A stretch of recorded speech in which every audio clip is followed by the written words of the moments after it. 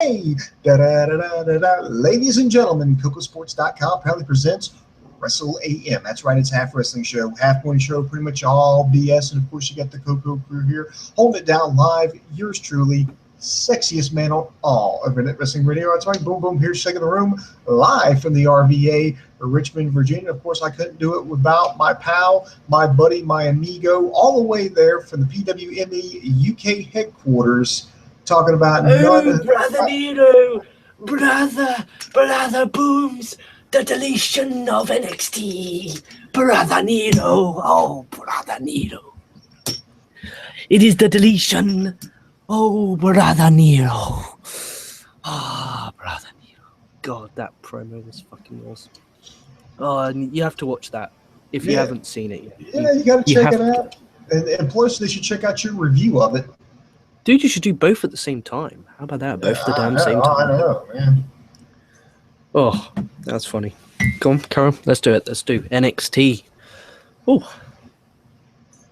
All right, so another NXT in the books. And, of course, the first question that we ask with this review and every review that we do is, what did you give tonight's show? Did you give it a win, a loss, or a tie? I'm looking around at it, and I'm just going to say, dude, without a doubt, this was a win. This show was a solid win from top to bottom. It was a good show. I thought it was, for the most part, well booked. And this was just a normal episode of NXT. This wasn't a takeover. This wasn't a build-up to a takeover. This was just regular NXT. Now, I know I criticized them earlier this year that NXT has been, earlier this year, I criticized them because it was like, well, NXT is going to run all their fan bases off because you've got everybody conditioned to believe that unless it's a takeover, it's not important, and you're not really missing anything if you don't watch anything in between takeovers. Well, what a 180 they have done. I don't know, it was like after the past one that they've had, they've just really turned up the heat, and I've really enjoyed it. So I'm going to give it a solid win. But what do you say, you, an internet infantry over here in the chat room? What did you get tonight's show? Win, loss, or tie? Yeah, I'm going to give it a win. Definitely a major step up from what we've had for the past few weeks. To be honest, I've struggled to really watch NXT, so I haven't been on the NXT reviews for a while. But this show, from top to bottom, was very enjoyable. And I looked at the show on a non-spoiler listing of what was going to happen on tonight's show, and I looked at it and I thought, okay, the main event's going to deliver. Hopefully it gets given a lot of time, which it did. But looking at Alexa Bliss versus Bayley, I'm like, okay, it could be okay. And then we had this Hype Bros versus whoever the fuck they faced, Blake and Murphy. And I'm thinking, okay, this is going to be okay, mediocre at best, Okay, we got a great in-depth tag division, that's about it. But, Rhino returning, again, don't read spoilers. So to me, this Rhino return was pretty damn awesome. And, this week, minus Raw, we got a pretty damn good week of wrestling so far. I mean, we've got Ultima Lucha we're going to review tomorrow. We've got this NXT, which delivered. Impact yesterday, which was different, and they're trying. And please check out my live reaction to the final deletion gimmick they did. We also have SmackDown, where we have the announcement of Brock Lesnar's opponent at SummerSlam coming up. I'm going to do a review of that tomorrow. And there's a Progress Chapter 32, which I'm tempted to review sometime down the line. And Booms, I'm going to send you a link. So maybe next Wednesday or Thursday or Tuesday, when a day you got off work, maybe you could do that together. Because have you ever watched a Progress show? I have never watched a Progress show. I've watched clips on YouTube, and I know that really doesn't count. So, but no, I have never watched a Progress wrestling show. But hey, I'm up for it. I'm up to see this British style up close and personal. Yeah, I'll send you the link, and then we can get rocking and rolling with a Progress show next week. Sounds like a good. And this is actually going to be awesome because this will be like the first foreign wrestling that I've actually watched where I don't have to worry about like the language barrier. Yeah, don't worry about it. The commentary's pretty damn good usually for Progress. Just if you take offense to curse words, don't watch it. But I guess, trust me, there's some pretty bad words in there. But as funny as Progress. All right, let's hit the gate running here. First match out the gate is Bayley taking on Alexa Bliss. Now, Alexa Bliss, man, I thought like about a week or two ago she had a great match with Carmella. And I will tell you this much. I mean, this year has just been her breakout year. Now, at the end of 2016, we're going to do a year in year-end review. We're going to give out awards. And I can tell you right now, Alexa Bliss is already on my radar for my most improved wrestler of 2016. She is on that list. This is her second really great match in a row, and I think this match actually topped her match with Carmella about a week or two. She completely topped that. She's just been completely on her game. I know she is somebody that they want to kind of build the women's division around, or at least have in the mix there. And I can understand why. She has just done an amazing job so far. I mean, this has just really been her breakout year. She had a great match with Bayley. There was a few spots that I liked. Was one that it was something so simple, but it worked. That right hand, she punched Bayley right in the jaw. It made a big crack. Bayley sold it. The referee sold it. The crowd just reacted to it. Bayley was down after that punch, and I thought, oh shit, did she knock her teeth out? Is she legitimately out? I was like, fuck. But no, they really sold that story. Bliss all over her. I like the double knees. Like she came in with a couple of diving knees right to the gut, got up, did a backflip, put the knees right back on the torso again.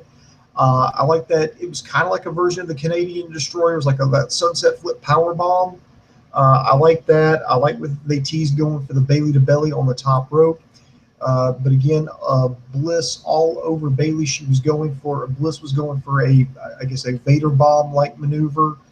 Bayley managed to get her feet up, rock Bliss's jaw that staggered her just enough for Bayley to go in, hit the Bayley to belly, get the 1, 2, 3, and start about her long road back to the championship. This match was just absolutely amazing, and I would recommend everybody just check out this match. I think it was definitely worth it. I agree. I mean, what more do you want from an opener? It was hot crowd for the most part.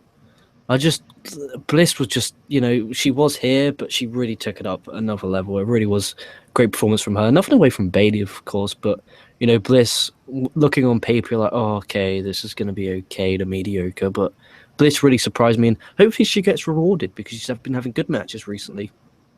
And hopefully she either A, gets called up, or B, she makes a run for the championship. And we always say, who is the next crop? Because obviously we talk about Bayley and Asuka moving up to the main roster. Now we've got Carmella. Now we have Bliss. Now we have Nia Jax. We have a decent, women's division that this time, even 2 months ago on this very weekly program, we were discussing, the lack of depth in this women's division. But they've proven that these women have improved, and that's great for them, great for NXT. Also, the tag team division, as I touched on earlier, great depth at last.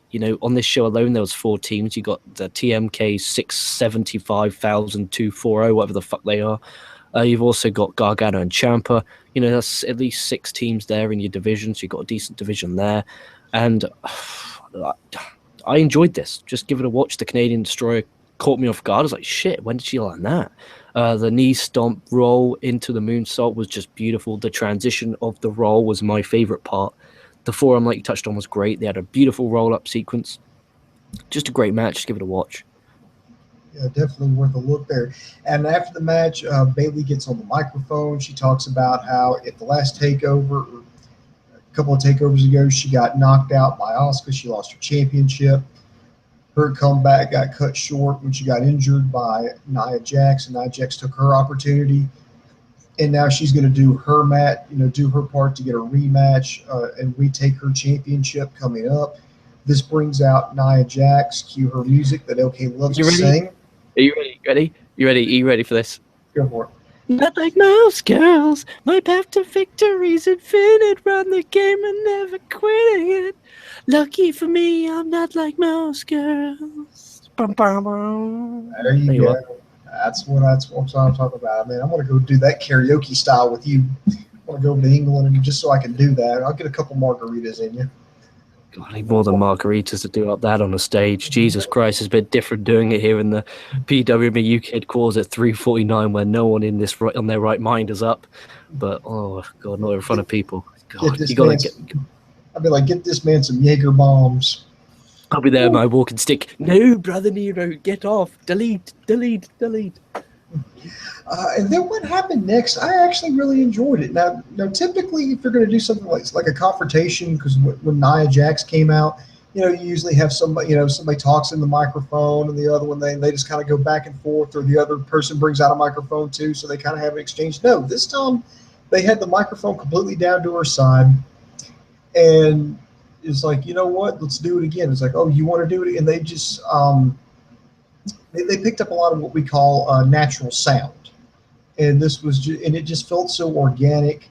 I really liked the way that it came off. It felt real. It felt like a real confrontation. This wasn't scripted. This wasn't meant to be some part of a spectacle. This was legitimately two people who had kind of a beef with each other going, you know what, let's do it one more time. So looking like it's going to be accepted. We're going to have the rubber match between Bayley and Nia Jax. So way to go NXT. I think that was a great job. I agree with you there. I did enjoy the realness and the felt like an actual hatred between Bayley and Nia Jax, or at least when Nia Jax came out. But I didn't enjoy her promo. Like, I thought her promo felt very awkward. And that was one thing we used to like about Bayley, was that, her character was, in the end of the day, that awkward kind of, like really nervous, shy girl. But right now, where she is, she's in NXT, in the actual NXT arena, Full Sail, whatever the fuck you want to call it, in front of what, 200 to 300 people max. She's been in front of like 15,000 people at the Barclays Center, won the NXT Women's Championship. She comes back here, and we expect her to be nervous. I don't buy it. I can't buy it in my mind. It just doesn't make sense. It's not logical. But that's not me saying I don't like Bayley. I think Bayley's great. But it's just, maybe I'm just a negative Nettie and have a negative vibe for women's wrestling. Like, everyone's, hashtag pray vote for women's wrestling. Well, that's not for me. But I mean, Bayley is great, and I see the appeal, but I just didn't like this promo, because why would she be awkward in front of this home crowd? I don't buy that bullshit. Not for 1 second. But I'm not going to take anything away, because I still really enjoyed the realness and the organicness of the Nia Jax and Bayley stare down. That was fucking awesome. Like, they didn't really need to say much, and what they said was just impactful. Me and you next week, boom, sorted. So next week, not only do we have, well, we don't know if it's next week, but we know it's sometime down the line. We have Nia Jax versus Bayley. We have Finn Balor versus Shinsuke Nakamura next week. We have Samoa Joe coming back. We had this awesome 2 out of 3 falls main event for the NXT Tag Team titles. Just a great time to be an NXT fan. And you got Lucha Underground with their Ultima Lucha triple threat. Great time to be a Lucha Underground fan. We got TNA with their Brother Nero stuff. You got WWE with their brand split, and who's Brock Lesnar opponent going to be at SummerSlam. You got New Japan with the G1 Climax coming up. Just a great time to be a wrestling fan. Oh, yeah, absolutely. It's a great time. This is the best time ever in history to be a wrestling fan. Now I'm going to skip some of the backstage stuff, because it's just kind of like, okay, they did a hype video for TM61. They did an interview with Dash and Dawson. But then we get to a tag team match here. Not the main event match, but we see Blake and Murphy. And then, of course, the commentators are like, okay, they're going to give it one more go now. And then they brought out the Hype Bros. And that scared me, because there's like a quota of Hype Bros that I can take per month. And I'm already over my quota for the month because of Mojo, because he's the kind of guy that I swear to God I would smother him with a pillow in his sleep. I just would. To be fair though, I don't think I was on NXT review last week, but I did watch NXT, and I did really enjoy Hype Bros versus Gargano and Ciampa. Yeah, but they have they're good in small doses. That's all I'm going to say. They're just really good in small doses. Well, anyway, they actually did something that was unexpected that actually kind of made me laugh. Is Blake, they were tying it up. Mojo was tying it up, I think, with Buddy Murphy. Then Wesley Blake goes in for a blind tag, or I could have that backwards. I forget. But anyway, then they start arguing right there in the ring. It's like, no, they start arguing, and finally, like, Mojo's like, hey, we got a match going on here. And they both just stopped, looked over at Mojo, and they both said at the same time, shut up. And then they went right back to arguing, and that got a laugh out of me. I think that got a laugh out of Full Sail University. But then out of nowhere, Rhino comes in and he gores. I think he gored Wesley Blake first. Then he gored the Hype Brothers, or excuse me, the Hype Bros, and just everybody was going crazy. And I'll admit it, LK, man, I popped. I popped for the return of Rhino. Me too. It was just well done. Like, the camera was great. You know, the crowd didn't spoil it. I wish they were, instead of chanting ECW, I wish they chanted like gore, gore, gore instead of ECW, but that's just being very, very, very nitpicky. But back to the original point of, even though this wasn't actually a match and they knew that it wasn't actually going to be a tag team match, why couldn't we have had a backstage segment of Blake and Murphy, you know, rejoining, rejuvenating the tag team? Yeah, I miss. That Yeah, that annoyed me. I'm trying to see because I thought they were going to give it one more go, then they lost. I was like, okay, well now they're officially done. Why the hell are they going back together? You know, and there was something interesting that somebody pointed out to me is that everybody but Buddy Murphy got the gore. Now, do you think, you know, maybe they're setting up a match between, you know, it's like, oh, he escaped my gore, so now he's going to face me one-on-one and there's going to be no escaping me now? Or is it going to be something where they try to put him under, like, the tutelage of Rhino, and they try to give Buddy Murphy a singles push? I mean, or do you think I'm reading way too much into it? Maybe not. I mean, they did specifically say Murphy didn't get one, and there was several camera shots of him. Maybe they're going to do a Murphy versus Rhino next week, and Murphy gets a huge, huge upset, and then he starts a singles run. Yeah, I would like to see him get something because Buddy Murphy's got a reputation at Full Sail for a guy who will just bust his ass, and that's part of the reason why him and Wesley Blake won the tag team championships when they did, is because they just they were rewarding his hard work. Now he's done everything asked of him, at least as far as I've known, and maybe, you know, it's not going to be all bad. I mean, Ty Dillinger was a tag team specialist, and they gave him a singles push, and now even though he's not winning, but he's over like gangbusters right now. So maybe they're going the same route with him. If you can be over as Ty Dillinger when you lose as much as Ty Dillinger, that's just a testament to just how actually over you are. Then next we get just a build up for Finn Balor versus Shinsuke Nakamura. That's happening next week, so be sure to set your DVRs. Or, well, actually, no, you can't do that. Make sure you get your subscription to the WWE Network. Trust me, it's about the only thing I use the WWE Network for is to watch NXT. So essentially, it's costing me $10 a month to watch NXT. What about the pay-per-views? Well, dude, why'd you pay? No, why don't you ever, like, when you're just lounging around, just smash on something on the network? Just, you know. I've done that. Like, if I get curious, like one day I just set up and I looked up all the War Games matches that I could find. So I watched like a marathon of like War Games matches. Now I've watched Table for Three.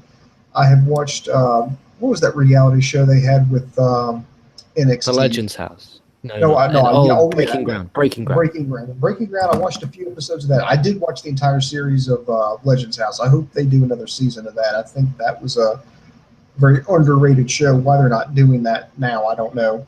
Maybe cost. I've watched JBL interview Michael P.S. Hayes. I've watched stuff like that, but it's, you know, I just have to be the. And I did watch the trilogy of matches between Ric Flair and Ricky Steamboat. I need to watch them. Which was really good. Really good. So I'm going to go out on a limb and say probably the best American wrestling matches of all time. It was that trilogy of matches they had. Yeah, I need to start watching some, because I'm doing my 99 series, which is like the Attitude Era, and I need to do something old school, like proper old school, like before I was born old school. But I just don't like the Attitude Era. Like, I have a knowledge of it, whereas, you know, just say I did the NWA World Championship Wrestling episodes from like 1985. Like, I wouldn't have a fucking clue what's going on at that time period. Like, and I just feel like I couldn't give a fair review on it, so I leave that to people like Rassin and Rantington. By the way, he did a Jim Crockett Cup or a retrospective, which was so fucking good. So go over to Rassin and Rantington's channel and check it out. It was a really fucking awesome retrospective. Check out all his retrospective. If you're like me, 19 years old, you know, I wasn't alive or around at that time, the detail and how in depth he goes on those retrospectives for especially the NWA stuff, it's magnificent, and I learned so much just from watching them. So go out of your way. There's your plug. Yeah. Let's see. Next, they did a backstage interview, quick interview with American Alpha. There's an announcement that Samoa Joe returns next week. And then they caught up with Rhino. He was walking out of Full Sail in the parking lot, and they asked him, "Hey, why did you do that?" And he didn't say anything to him. And there's like a big running joke that me and Dave had. It was if it's on Impact, and anytime any kind of backstage interviewer asks a wrestler anything, the answer is always, well, "I ain't telling you. I'm going to the ring." NXT, they don't even tell you nothing. They're just like, "Fuck off," and they just keep going. I'm happy he didn't speak, because then you're actually interested. I think that was pretty damn good. Yeah, they didn't spoil it at all. So good move by them. And then we get to the main event, man. This was really good. American Alpha versus the Revival, best 2 out of 3 falls for the NXT Tag Team Championships. Holy shit. That's about all I can really say about it. It was an absolutely amazing match. These guys took what I hate about 2 out of 3 falls matches, and they made it right. What I hate about the best 2 out of 3 is usually they have somebody get like a quick 1, 2, 3, like like a roll up or something, and then not even like a couple of minutes later they have the next guy return the favor on moves or sequences that wouldn't normally end matches, and then it's like, okay, now the real match can begin. No, they didn't do that. It took them forever just to get to one fall. It actually wasn't even a fall; it was a submission. Jason Jordan got Dash Wilder to tap out, and then shortly thereafter,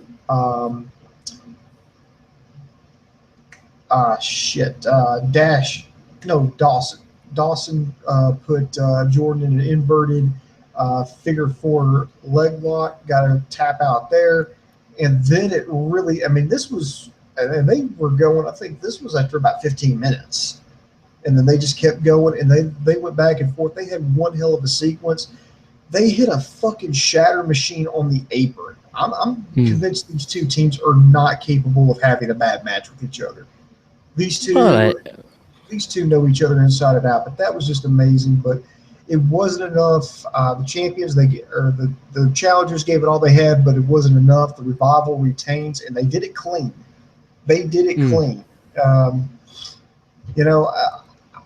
I don't have any complaints. I tell you what, I'll tell you what I would have done differently, maybe. But you tell me what you thought about the match. I enjoyed it like you. I loved how Jordan's leg was worked up for like 5-10 minutes, and then the way how the Revival got the second fall was actually by using the injured body part, which is just, that makes so much sense. Not only are you actually using good in-ring psychology, but also, the no flips, just fists, like old school psychology guys. Like, I love that. That was great. I know. They were like bullies, man. The Revival was all over Alpha. Cutting them off from the ring. They were just beating the shit out of them. This was just great. And so that way, whenever the good guys got the tag, you were just like, yes, here we go. This is it. This is gonna be the sequence that gets them. No, it's not. And it just kept going. It was amazing. Yes, with tag team wrestling, anything I don't like is the heel heat. It normally bores me to fucking tears. Like, yeah, heel heat. Let's get to the hot tag. But with the Revival, I actually enjoy the heel heat because they're so damn good at it. And I think they've really mastered that, and I always look forward to Revival tag matches. They're another team, or another NXT talent, if you call them combined talent. This time last year, what was Dawson doing? What was Dash doing? Was he even employed by the company? But now, they're incredible. They could be my favorite tag team on the planet. Like, I'm a mark for a spine buster, so Dawson's already got me. I'm a mark for the Evolve style, which is no flips, just fists. And I'm just a huge fan of both. Like, literally, so I'm tempted to buy a no flips, just fists t-shirt. That's how awesome they are, and I buy merch for fucking no one. So I honestly, they do a fucking great job, and they are my favorite tag team on the planet right now. And I can't wait for them to go onto the main roster, and I can't wait for them to do some amazing stuff with Alpha on the main roster. I think we're gonna get Zane Owens which is the singles match. And then the tag match, we're going to have American Alpha versus Revival, which they can just go to again and again and again. And you can always rely on it to be fucking out of this world. Honestly, just top notch. That's tag team. You can't get a better tag team match than that. Show me one. Show me one. That was magnificent. 2 out of 3 falls match normally fucking depresses me. It's not actually that great of a stipulation because 1 or the 2 are falls, don't really matter, or they're a roll up, or the heel puts his foot on the ropes to get the upper hand, or bullshit like that. But this was just wow. And I saw how long was left, after the Rhino incident, and there was like half an hour of the show left. I'm like, they're not going to go for that long, are they? And they did. And the time flew by. And if you're out there, I fully recommend you, if you're a fan of these 4 individuals, or if you're a fan of just one of these teams, or if you're just a fan of tag team wrestling in general, just to treat yourself and just go out of the way and fucking watch this, because it's fucking out of this world. And if you don't have the network, A, you should. B, if you're not willing to pay for it or can't, find a way to watch this, because it's fucking great. I'm sure there's streams out there you can watch NXT on. Go out there, watch this match. While you're there, just watch this whole show, because what's wrong with it? Okay, a Bayley promo I didn't enjoy. Apart from that, I enjoyed the Bliss Bayley match. I could watch Rhino gore Zack Ryder every minute of every single day and be a happy chappy. And a phenomenal main event with tag team championships on the line that you actually care about. Phenomenal stuff. It's great. Why can't Raw be like this? I don't know. Well, actually, I kind of do know, but that's different. But I was going to tell you, while I have no complaints about this tag match, I have absolutely no complaints about it. I respect what they did. I'm happy with the ending. But if it was me booking, now I'm not saying I would have done it better. I'm not saying that. What I'm saying is I would have done that differently. To kind of have American Alpha save face. What I would have done if I was booking it is I would have everything go exactly like it went, except for when I got to the very end, I would have something like the American Alpha is getting one of the guys in the Revival up for the Grand Amplitude. They're about to, they're about to seal the victory, but out come the Authors of Pain. The Authors of Pain hit like that Russian leg sweep lariat finisher on one of the American Alpha guys. This allows the 3 Revival guys to go over there and get the pin, 1, 2, 3. And then you have American Alpha save face. You have, now that they've lost, they're no longer, in the hunt for the tag team titles. Now American Alpha is pissed off and they want revenge. And so you have a match set up, either if you're not feeling comfortable with them going at it live on TakeOver, you can still do a match between the 2 and another taping of NXT at Full Sail University. So they save face. They have a reason why they're not going back and challenging for the tag team titles. It frees up the Revival. It gets the Authors of Pain into a program. That's what I would have done. But then again, I am not complaining about this. I think it was amazing. I'm just saying I would have just done it slightly differently. You said there, out of the tag team title picture, maybe that was the plan. Maybe the plan is for American Alpha to get these Authors of Pain over and then move up to the main roster with the draft coming up on July 19th. Maybe that's the plan. Maybe that is the plan all along.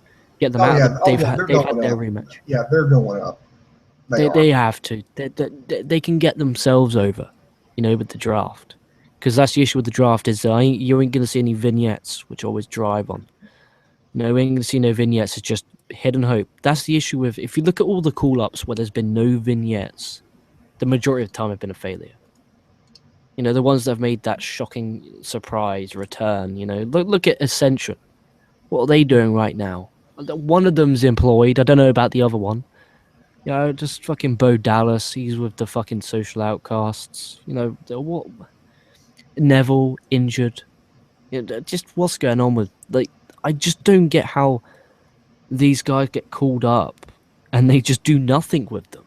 And it worries me for Baylor and Nakamura and people like that who, I treasure and don't want to see get treated like shit. And really, it should be the other way around. When they're in NXT, you should worry, oh, please treat them well so that they can, be trained and be ready for that main roster. It's the other way around. I worry about them on the main roster, but maybe with, the creative team split in half, not as many chefs in the kitchen cooking up shit, maybe we can actually get some, cooks chefing up some pretty damn good recipes. And I think that next week's NXT is going to be awesome. I get to go to sleep when I wake up. I get to watch Lucha Underground. I'm just in a great mood in general. That was phenomenal. Absolutely. Review's pretty much over. So I mean, I give it a win. I would tell everybody to check it out. But one thing I was going to go back to a point you just made about some of your guys getting squandered when they bring them up is is like Tyler Breeze got pretty much okay. Let's look at the hit list. The Ascension got buried from day fucking one that they were on there, and I don't think they deserve that. Tyler Breeze, they really didn't get his character, so they just kind of put him on the wayside. Now he's with Fandango because fuck you, that's why. Apparently, Apollo Crews has got a little heat. Oh, I don't want to say heat, but he's raised some eyebrows in the wrong way because he botched some moves, I think, like at a show. And then they weren't too happy or comfortable with Dana Brooke. And so that's why they stuck her with Charlotte because they were going to put her with Ava Marie. But they opted to put her with Charlotte so that, way she could keep. And I keep thinking, wow, now if there was only a place that, WWE developmental wrestlers could go to learn the basics, learn about WWE style, about cutting promos, about performing in front of a live crowd, if that only existed, but since I know that no such place exists, I guess they're on their own. And I'm particularly upset over it. Out of all these guys, Apollo Crews and Dana Brooke, when you knew these guys were green, you knew they weren't ready, but you called them up anyway. I cannot stand it when you set people up for failure. That is setting people up for failure. I mean, Brooke's not doing that badly. I mean, I guess she's only there by association with fucking Charlotte right now. I mean, Crews, I have zero interest in Crews. Neither does I cannot remember a time where, or physically, mentally, remember a time when Apollo Crews got a single drop of reaction on Raw or SmackDown or main event or whatever. I dread to think how he feels like coming out to crickets. In fact, that's cruel because crickets make noise. There you go. No, I just Crews I feel sorry for because I mean because pretty much here's his character. He's a muscular, athletic guy who really likes to smile. That's it. That's not a character. That isn't a character. That's why he's not getting over, because there is nothing to him. He's a guy that goes out and smiles. What's to get behind? This whole time in NXT, I stressed upon it that he doesn't have a character. You can go back, and I said a Crews won't be anything. Go back if you don't believe me. Go back. Loyal listeners will know this. I said Crews won't get over because he doesn't have a character. Sami Zayn, he's lucky he's getting over because Sami Zayn's character, he's an underdog. That's at least that's something. He's an underdog, that mighty underdog. That's something to grasp upon. And he's that, proper white meat babyface. But with Crews, he just comes out and smiles. He's not an underdog. He's not anything. He's an imbecile. He's such a talented guy, and he's so talented. His promos stink. His backstage pre-tapes on Raw are a joke and embarrassing to every great pre-taper ever to lace up a pair of boots. And they should not air that on Raw. That's disgusting how they air some of his pre-tapes. If that was me and I'm producing that, I will not be airing that live. I don't care how many times he has to redo that. He's redoing it. I don't care if he has nerves about cameras. He is redoing it until that gets done because that's poor. Watch all of his backstage pre-tapes. He did one on Raw. Or I think it was SmackDown last week, hyping that fatal 4-way number contendership, and by God, it fucking stunk. Awful. There's no character to him, and it's a shame because, some of his stuff, as Yuha Nation, was out of this world. But in WWE, he's not a storyteller, he doesn't have a character, and he will be unemployed by the end of next year. Oh, man, I hate to see that because why do you see that? He's not comfortable. He is not. Look at him. He is not comfortable. He comes out. He goes like that. Like, come on, make fucking noise. They're not making noise because why make noise for you? He can go to Evolve, make money. He can go to Dragon Gate, make money. He can go to PWG, make money. Fuck, if he even wants to, he can go to TNA and do Brother Nero, do whatever the fuck he wants. But it is not fair on him. He is awkward. It's, oh, great, you get to perform in front of 20,000 people every now and then. And at WrestleMania, yeah, that's great. But you look like you're not enjoying yourself. Even though you're having fun wrestling, you're wrestling to no reaction. It's louder in a 200-seated building. In NXT, you had pretty much no reaction. You had no main event really in NXT minus a match with Finn Balor that was great.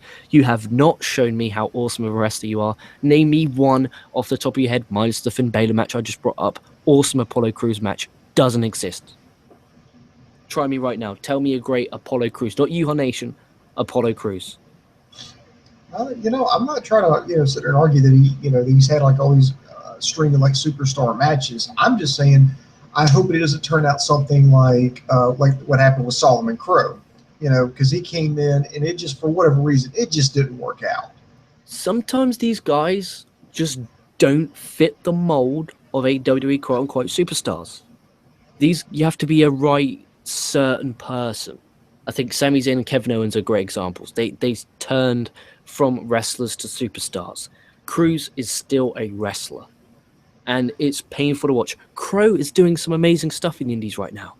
He's tearing it up. He's probably making better money than he was in NXT. Dude, a Crews, you need to go for your sanity, because your backstage promos are a joke. Yeah, because if it was up to me, he'd still be in NXT. Would be trying to flesh out his character, try to give him something he can run with, give it something the audience to sink their teeth into, and I would probably almost at least make him like one of my top baby faces is what I would do now that he's already up there. I hope they call him back down. I really do. I really hope they, because I don't think they're being fair to him. I really don't think WWE has been fair to Apollo Crews. No, I think they've set him up for they've called him up way too soon. That's the point I'm trying to make, is they just called him up way too soon. Now, with him being up there now, I think my lead baby face would be Hideo Itami. That's who I would make my lead baby face in NXT when everything's all said and done. Probably, but I mean, Crews could do maybe a heel run. I think a heel run could be great for Apollo Crews. Just snap saying, I gave you this smile, how happy I was, and you lot just sat there, you didn't make no noise, so fuck you. Fuck all of you. I gave you my heart. Just do a complete turn and be a douche, come out, smile, and then just go, fuck you. You know what? Fuck all of you. I tried being nice. What did it get me? Absolutely damn nothing. Bottom of the bottom feeders. Now I'm going to show you who I am, and if you like me, guess what? I don't give a fuck, because I'm Apollo Crews. I'm one of the best pro wrestlers, best future sports entertainers in the world, and no one is going to stop me. I don't care who you are. And then have someone come out and then have a match and just have Apollo Crews destroy them, because he looks like he could be a tough son of a bitch. But they won't do that. They're going to keep him coming out and smile, because it's what they do, and shame on whoever published that backstage pre-tape from SmackDown. Honestly, why? The reason why I think he got called up so soon to Raw. I think it's because Vince McMahon showed up at an NXT takeover, saw Apollo Crews, got a massive erection, started jerking off right then and there, and said, "Oh, I got to have him on my show because he's got muscles." Probably. I mean, Corbin faced Austin Aries in probably the worst match of the night, and he got called. Crews, I don't even know what he was doing. He got called. Who else got called? I don't think anyone else did. It was Zayn. Yeah, Emma got called up, and to me, it kind of made sense to bring Dana Brooke with them, because they kind of took him as a package deal. But then it just kind of got awkward after Emma got hurt. Yeah, you could tell it got awkward. I don't know why they didn't send Dana Brooke back down, but maybe they felt bad, because I couldn't imagine it being a great spot saying, "Hey, look, can you go back down to NXT?" Even though as a talent, if I'm a professional wrestler and saying, "Oh, go back down to NXT," oh, yes, sir, no problem, absolutely no problem at all. But maybe you sign a different contract from when you're in NXT to when you move up. You might actually sign a different contract. Maybe that's what I mean. I know you're under the umbrella of NXT, but you got to remember the house shows and the pay you're going to be getting paid a lot more performing on Raw than you are in NXT. So there must be some form of contract. Who knows? But you know what? Let's get to some questions from the internet infantry. Let's see. Army Ann, she wants to know Bayley versus Nia Jax 2.0 match really necessary? Actually, Ann, this would be Bayley versus Nia Jax 3. This is the rubber match. Remember, Bayley got the win over Nia Jax in London. Nia Jax got the win over Bayley before this last takeover and injured her. So this is the rubber match. This is the one to settle it all. They each have got to win a piece, and you got to think the number one contendership is on the line. So yes, I do believe it is necessary. Olay, Sami Olay. The other options are what? Carmella versus Alexa Bliss. You know, so I guess he's talking about when I think when the women get called up, who's going to be left to kind of carry the, you know, the weight if Asuka and Bayley get called up. I think Nia Jax is even in that mix there. And if that's the case, yeah, I do like Carmella and Alexa Bliss to run that, and then I like to see, you know, Peyton Royce and Billie Kay step up, and they've got some new girls that they're going to pull out from their training class, so I think they'll be okay. Let's see here, Franielli, he's getting excited about Lesnar versus Orton because apparently that's the rumored opponent for Lesnar at SummerSlam, which to me it makes sense. Personally, I'd like to see Lesnar versus Owens, but maybe that's a dream match for a different day. Yeah, maybe they obviously can hear and know people are begging and craving for a Lesnar Owens diet match, so maybe they're going to save that for Mania, and then maybe they're going to do Brock versus, if you build a sports entertainer from the ground up, you get Randy Orton at SummerSlam, and I prefer that, to be honest. But what I don't understand is why they're announcing it on SmackDown, and B, why are they announcing it before the UFC fight? Because if Lesnar goes in there and loses, he's going to look like a jabron because they're saying, "Oh, look, Lesnar's facing Randy Orton at SummerSlam, and hey, that guy who's in your main event, he just fucking lost on UFC." I think it's mainly just going to be to reintroduce Randy Orton because he's been out with injury, so this will be the return of Randy Orton. I think that's how they're going to hype it up. He won't be back for another 3 to 4 weeks, though. At least that's what the reports are saying. Yeah, he won't be back. He won't be back to August. So why announce it? So we don't know what's going to happen at UFC.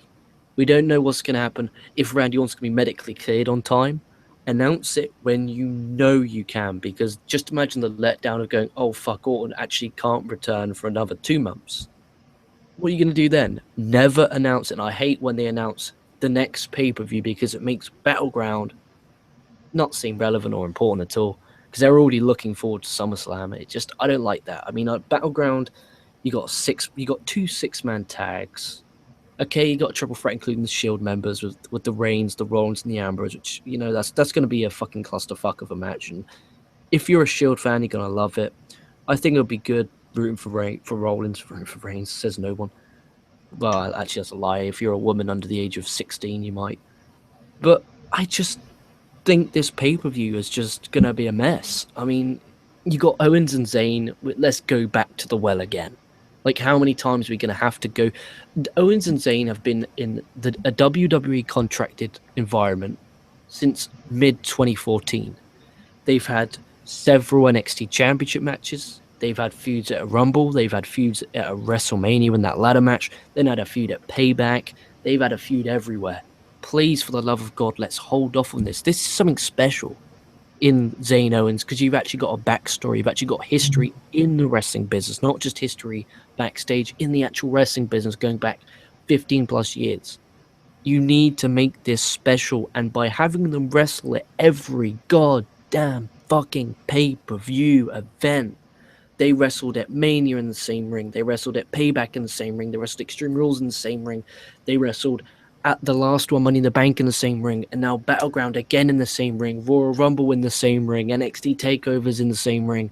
Please, for fucking crying out loud, can we have a show where Kevin Owens and Sami Zayn are not interfering or in the same ring? I think that's the point of this Battleground. This is going to be their final match. I think they're both going to go to different brands after this. But that shouldn't be the case. This should be a story that never ends unless you're turning one of them heel or one of them face. But you should never turn Owens face. and you should never. Well, you should because he was great face in Ring of Honor, but I think he just fits the mold of a great heel in WWE because he's just such a douche. And Zayn's just a great white meat babyface, and if he went heel, it would be really strange. So this is a story that if there is nothing else at all, and I mean nothing that you can do because sometimes creatively they stink, well, the majority of the time they do, that's one they can go to. But the issue is if you go to that so many times, there's only a certain amount of times that they can go out there and have that epic match before you're like, okay, I've seen this like 16,000 times already. I hate it when they do that. Like AJ and Cena, okay, this is something really special. They're gonna drain the motherfucking milk out of those tits. Because you're gonna have a 6-man tag with both involved. You've already had one match. Then they're gonna have a second match at SummerSlam, which Cena's gonna win. Then they're gonna have a rubber match to decide who wins. And it's gonna go on and on and on. And it's just they always do this. And it pisses me off with the W product. It really, really does. All right. Well, we're about to wrap this show up here, but before we do, I got to show everybody something. So everybody, you know, oh hell, you already know what the hell I'm talking about. How do I know what you're talking about? You haven't shown me. We didn't take notes before the show. What are you No, we did. about? We did. That would be professional. Yeah, we did not do no show prep whatsoever. That's just a lie. I did show prep. I have notes here, so I technically did show prep. Okay, let me see if I can get this to work. Let's see. Chat. Okay, screen share. There it is. All right. You're not allowed to upload porn, Booms, you disgusting fucker. Well, I'll just have to look at pictures your mom elsewhere. All right. But you see this? You seeing it? Yeah. I'll click you so that the you can hear me as well. But there you are. It's on you now.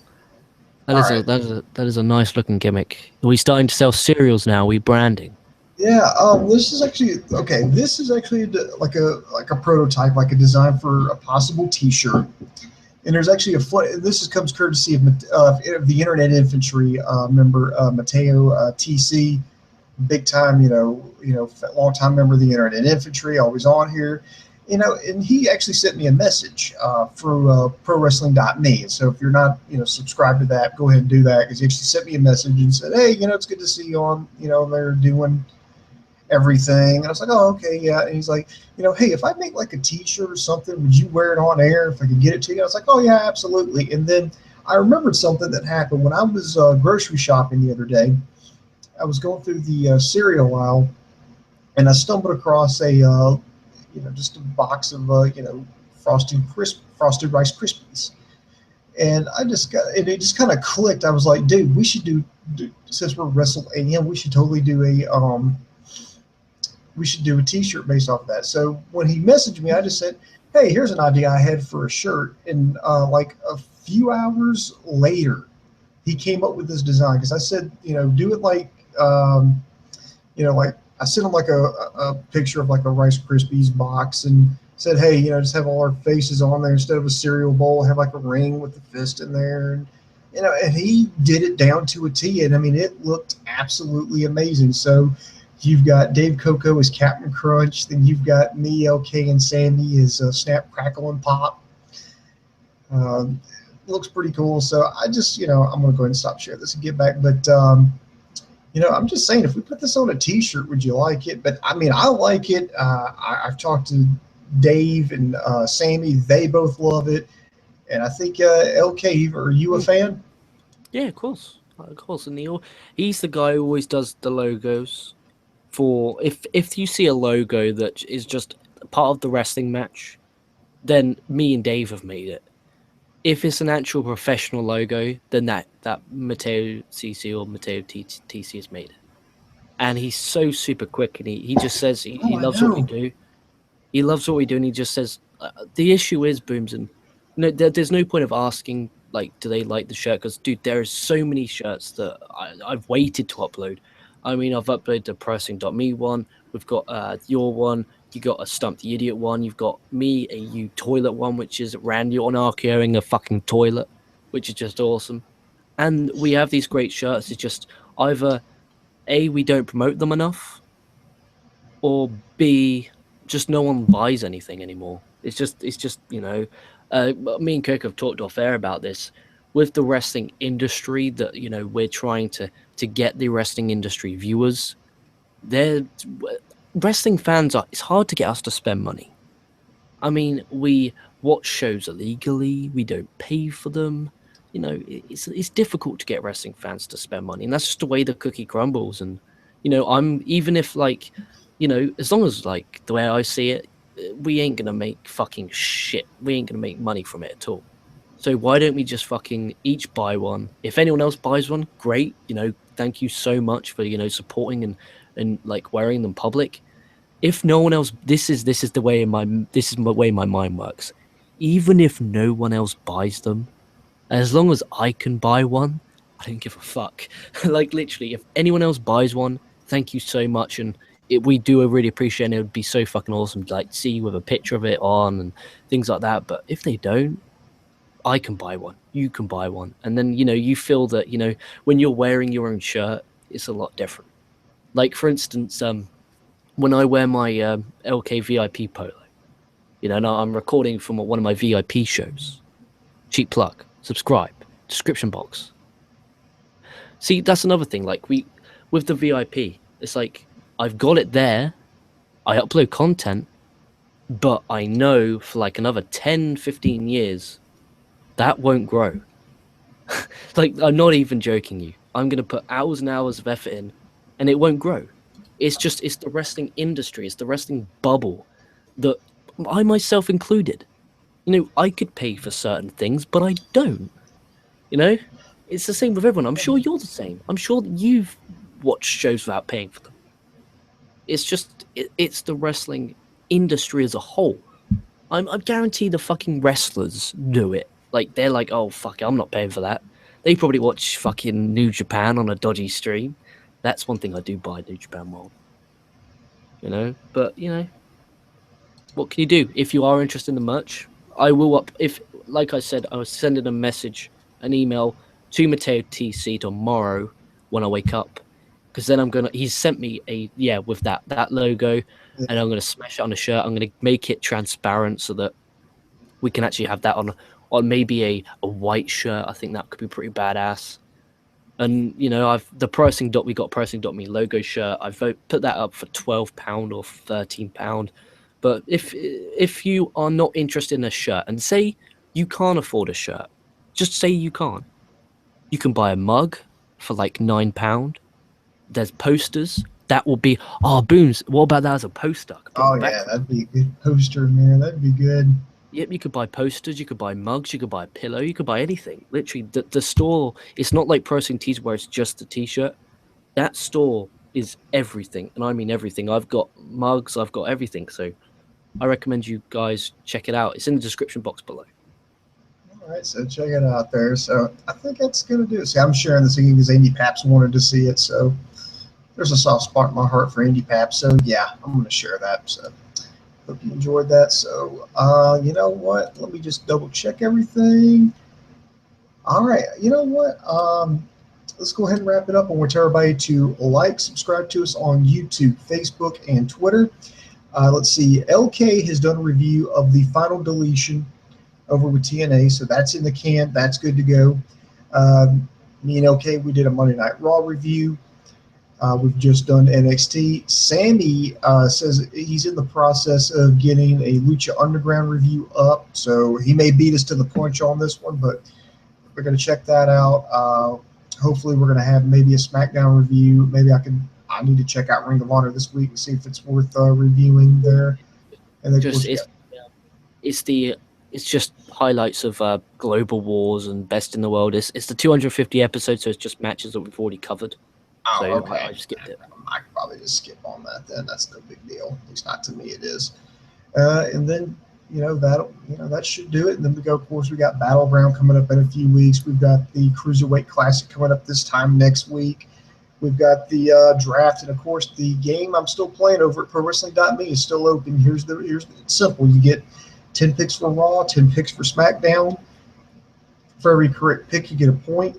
Now, there is a tricky part here. If you can successfully pick which person, like if an NXT star is going to get called up, if you can successfully pick which brand they're going to wind up on, you get double points. You get 2 points instead of 1 for that correct pick. It's still ready to go at ProWrestling.me. Of course, KocoSports.com, KocoSports.com. It's your home for combat sports. It's where the world goes to kick ass, and most importantly, where it's okay to be a passionate fan. So that's going to do it for us for now. And this is Booms for LK. And just going to say the boom just went bang, and I am out.